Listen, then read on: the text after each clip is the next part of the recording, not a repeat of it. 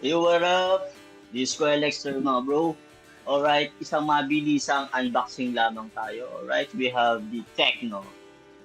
Tecno. So, we have here the Tecno Camon 40 Pro 5G. Alright, so napakaganda nitong cellphone na to. The processor is MediaTek Dimensity 7300, which is napakaganda ng processor. The ultimate processor, the MediaTek Dimensity 7300. Alright?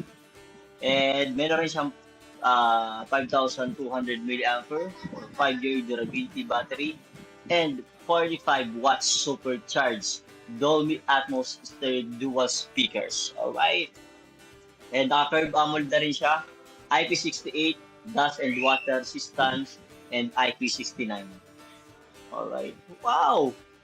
Naka 50 megapixel Sony's LYT700C ultra night camera. Oh, ibig sabihin napakaganda po ng camera nito. So, kahit po mga night shot, no, portrait, napakaganda nito. Then, when it comes to processor naman, good siya for video editing, sa mga games, no, napaka-smooth nito. So, talagang nag-upgrade na from Camon 30 Pro then to 40 Pro. Talagang halos doble yung in-upgrade nila sa Camon 40 Pro 5G. And naka-AI na rin po siya. Naka-AI na niya. And of course, the refresh rate is 144 Hz. 144 Hz po siya. Naka-ultra bright na din. Oh, napakaganda ng display nito. So, alright, let's unbox this phone. Unboxing.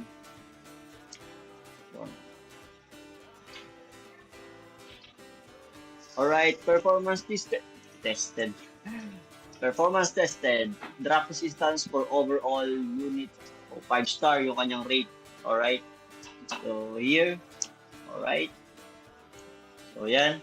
Nakikita natin, 50 megapixel Sony LYT700C, night camera, MediaTek, Dimensity 7300, ultimate processor. So, 144 Hz, ultra bright curve AMOLED, IP68, IP69. Inunitang natin.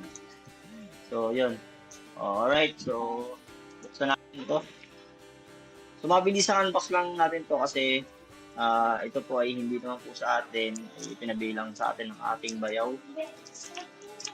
Alright, so ayan. Wow, napakaganda na rin ng kanyang ng kanyang design.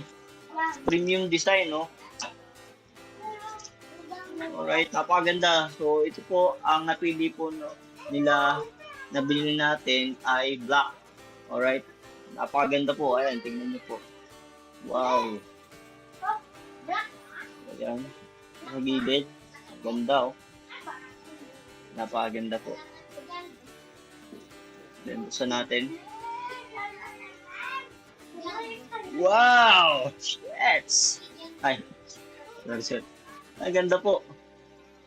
Ang ganda na kanyang. So, ayun natin mga kabatid, magbukas. So, yun. Alright. So, marami tayong video na gagawin na unboxing po. Ayun na, oh. Alright. Tecno.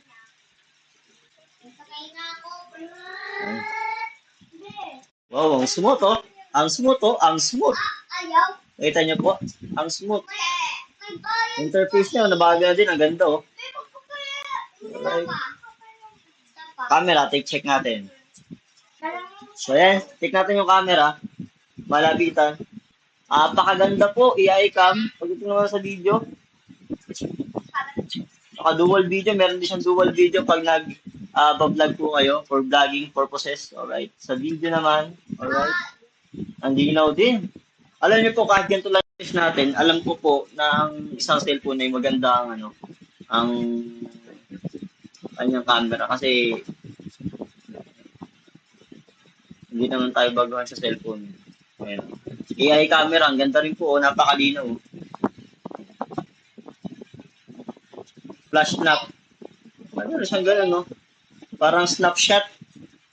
Ang ganda po nito lalo na kapag yung mga nagmumotor tapos gusto magpa-take ng photo, yung gusto nila magandang shots. Pwede po itong snapshot na to. Snapshot po ang tawag pero dito po sa kay Tecno, flash snap. Then portrait, super night. Alright, ang ganda. So, yun. So, ang design po nito, meron siyang ano to, tatlong camera po dito sa likod. Ayaw ko lang kung ano. Sana hindi design yung isa. Dapat gumagana yan. Pero I think hindi naman siya design. Then, flash na ito. So, napakaganda po talaga ng, ano, ng design. Pag tingnan mo sa interface niya, oh, smooth din po. Smooth. Alright. Alright. Then, check natin yung ano. Naman ng box. Meron dito, alright, yung warranty card. Then, yung guide, manual, warranty card, manual. Then, ang kanyang hard case. Wow! Ang ganda po ng hard casing, ang hard case niya, oh. Yung casing niya, hard case. Maganda, maganda. Kasi sa ibang mobile, wala, ano lang, cleared lang, jelly case, na cleared, pero hindi pa siya hard case. Pero, ang ganda din ng kanyang charger.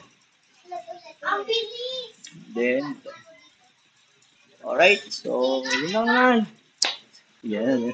Yun lang naman po, ang ganda ng cellphone na to. Good for gaming, good for video editing. Halos lahat makagawa niya dito. And then, of course, ang maganda dito, naka IP68, IP69, so ibig sabihin po, kahit po na ano yan sa water, tulbog niya yan, walang problema. But of course, hindi po natin i-encourage sa ating mga user na itulbog sa tubig. Of course, for clarification pa yun kay Tecno, kung sakali matulbog sa tubig at yun ang naging dahilan ng pagka-sira ng unit ay kung for replacement po ba siya. So, yun ang kailangan malaman ng mga user. Alright? So, yun lang muna. Thank you very much sa ating mga viewers dyan, sa ating mga followers na sumusubaybay po at nanonood sa aking page. Salamat and God bless.